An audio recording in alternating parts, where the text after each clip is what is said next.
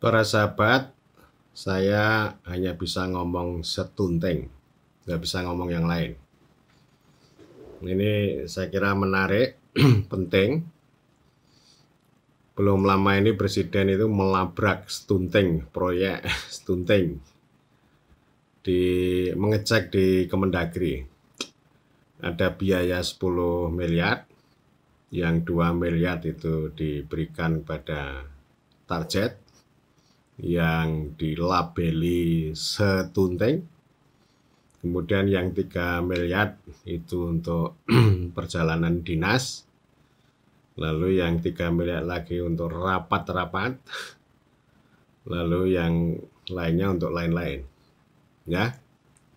Ya, ini memang harus dilabrak begitu. Bagaimana kita memahami ini kan? Kan itu sudah barang lama. Sudah lama itu ya.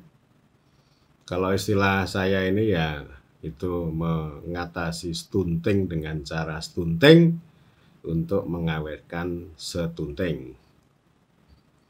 Sama juga dengan menanggulangi kemiskinan secara miskin untuk mengawetkan kemiskinan.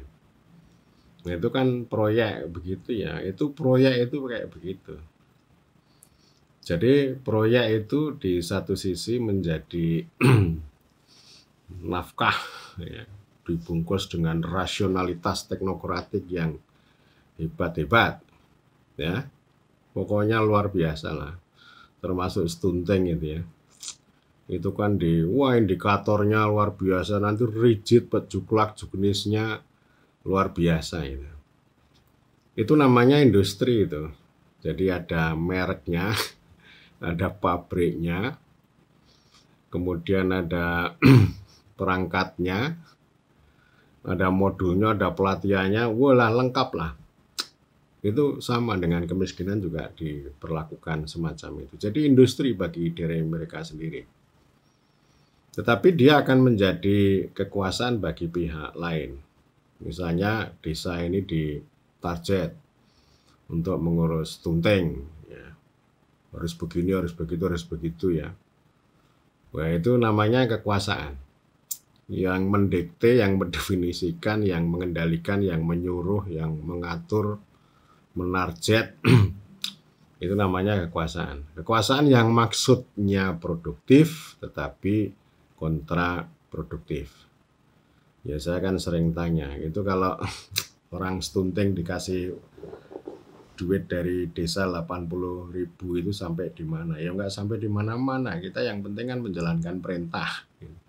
Nah itu kepala desa itu bilang begitu.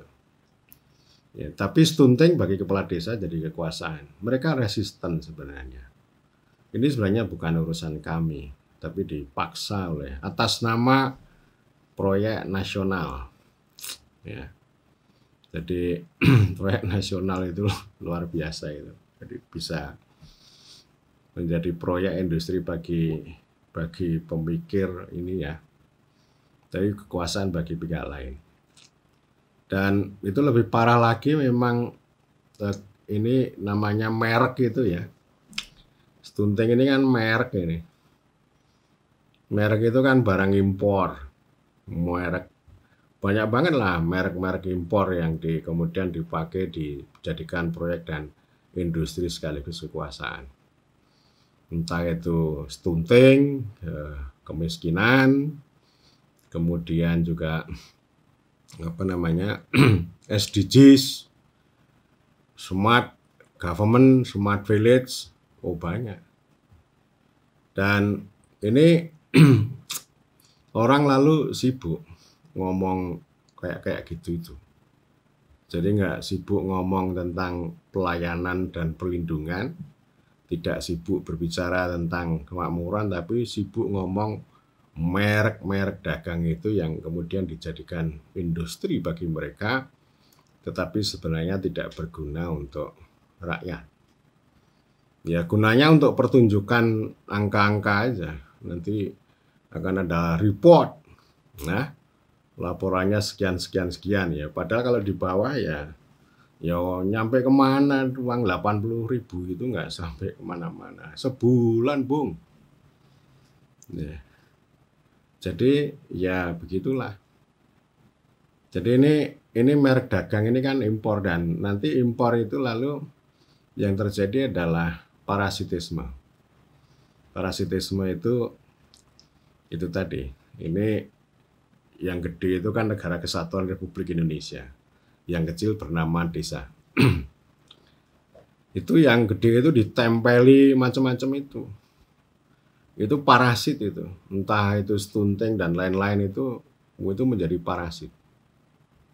Ditempelkan ke sana. Nanti ke desa juga begitu, ditempelkan berbagai macam label. Desa disuruh membiayai. Akhirnya apa? Ini yang namanya akar pohon, batang, cabang, dahan, daun, buah itu tidak tumbuh dengan sempurna. Karena ditempeli dengan parasit-parasit itu.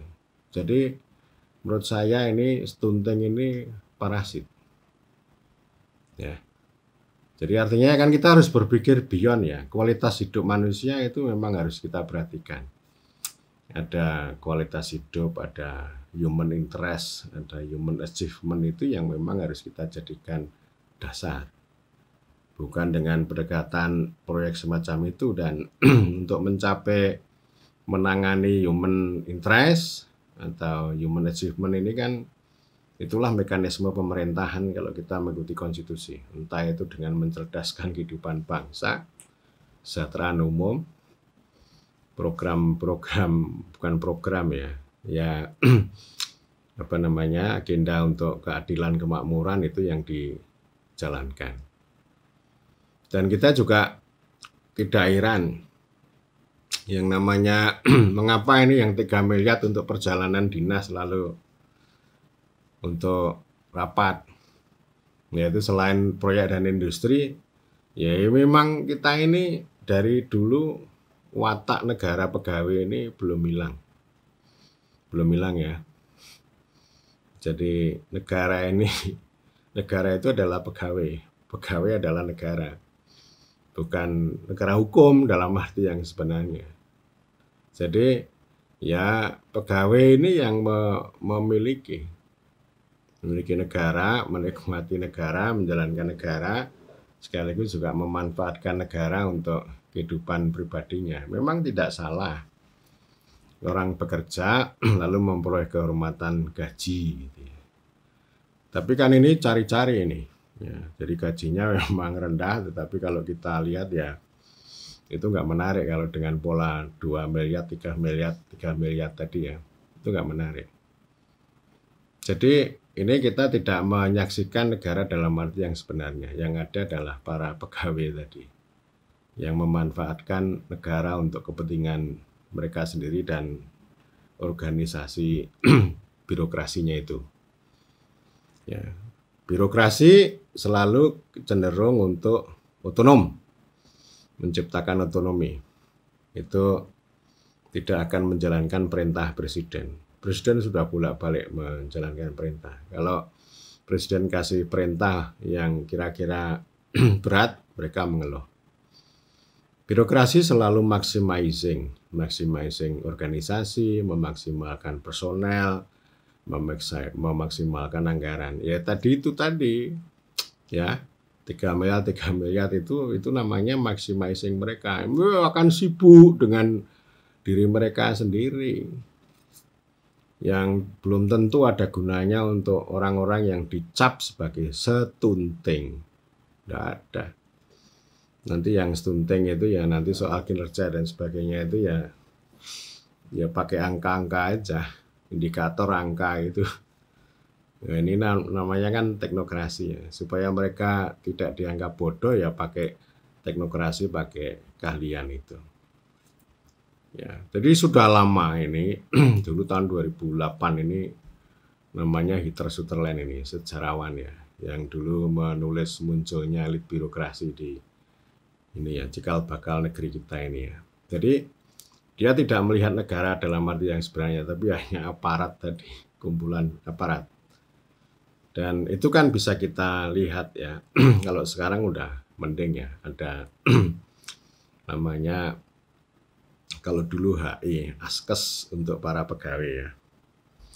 Terus kemudian kalau sekarang udah mending, ini orang-orang yang nggak punya itu bisa punya BPJS kesehatan dan pertambahannya semakin banyak di cover oleh pemerintah lah. Jadi sudah mulai mengurangi ini, mengurangi citra negara pegawai itu. Tetapi kalau dalam hal pekerjaan ya ini masih beda. Jadi artinya ya para pegawai negara itu yang kemudian negara betulan. Kalau petani itu bukan negara sehingga nggak dapat pensiun. Gitu. Lalu para pejabat negara juga dapat. Tetapi ini para aparat yang berada di dalam tadi, negara pegawai tadi, itu sering mengatakan bahwa ini para politisi ini yang duduk di eksekutif maupun legislatif ini kan outsourcing 5 tahun. Ya, 5 tahun. Mereka kadang-kadang resisten ini kalau ada perintah dar-dar gitu. Walah, kita dengarkan aja, itu hanya silat lidah. Mereka kan ngomong begitu. Kita ini yang harus kerja 30 tahun, mereka kan cuma 5 tahun. Outsourcing gitu ya. Jadi ini enggak tahu, mereka itu kan sering mengatakan bekerja atas dasar aturan hukum. Padahal hukumnya yang mengatakan begitu. Itu konsekuensi republik, demokrasi itu kan begitu. Yang namanya pemerintah, ya, baik eksekutif maupun legislatif ini kan representasi dari rakyat yang ini disirkulasi setiap 5 tahun gitu. Itu sudah konsekuensi. Nah, artinya kalau birokrasi kan itu ya otonom dalam pengertian untuk merespon ya, dan kapasitas, bukan otonom untuk membangun kekuasaannya. Karena itu ya Max Weber pernah bilang bahwa kekuasaan yang nyata itu bukan di istana, bukan pidato para petinggi maupun di parlemen, tapi ya di kantor birokrasi itu. Jadi ini pertautan ya. Jadi kalau misalnya itu presiden itu memang harus digeber terus tuh, ya, geber. Ini pertautan negara pegawai gitu dengan birokrasi, dengan proyek industri teknokrasi ini kan percampuran itu, sehingga dua-duanya itu ya akan sibuk dengan dirinya sendiri dan itu tidak bermakna ya, bernilai pada rakyat. Termasuk bikin inovasi juga sama. Nah, pada sisi lain itu presiden juga mengatakan mendobrak ini ya, melabrak lah. Itu istilah apa namanya? Pemberdayaan. Kalau dulu beliau mengatakan pemberdayaan ini kata yang bersayap. Kalau sekarang absurd ya, memang begitu. Jadi bersayap absurd itu kan ada program pemberdayaan itu programnya untuk stunting itu lah. Ini salah ini. Jadi pemberdayaan itu lalu membuat apa namanya pelatihan itu. Jadi karena itu presiden mengatakan ini tidak konkret. Ya, saya kira agak beda dengan pelayanan dan perlindungan. Oleh karena itu sebenarnya hakikat dari pemerintah itu ya pelayanan dan perlindungan. Kalau empowerment itu kan tambahan dari sebenarnya hanya untuk nyelamur ya, sebenarnya untuk menyembunyikan fungsi pelayanan dan perlindungan, karena kalau menjalankan dua fungsi yang hakiki ini kan pemerintah itu menjadi besar dan kuat. Ya, besar dan kuat ya, tidak hanya besar tapi lemah gitu. Dan itu saya kira tidak disukai oleh ideologi-ideologi global neoliberalisme yang tadi memproduksi stunting, memproduksi sustainable development goals, open government dan sebagainya. Ya, jadi ini dari hari ke hari itu semakin absurd lah, semakin jauh dari cita-cita pendiri Republik, cita-cita Pancasila dan konstitusi. Itu mainan kayak gitu. Jadi kita nggak usah lah ngomong stunting, proyek stunting gitu ya. Termasuk SDGs dan segalanya itu sudah kita harus kembali kalau kita mau menjalankan mandat konstitusi Pancasila dan pendiri gitu ya. Ya kita gali ya, kita radikalisasi Pancasila, kata Profesor Kunto Wijaya, menjadi pengetahuan, jangan normatif. Kalau normatif ya tidak menarik, kita harus berpikir dialektis. Itu yang namanya teori-teori impor parasit itu memang harus disudahi nih, lenyapkan lah, nggak usah kayak gitu. Itu kita kembali kepada prinsip yang ada, yang sudah ditegaskan oleh konstitusi.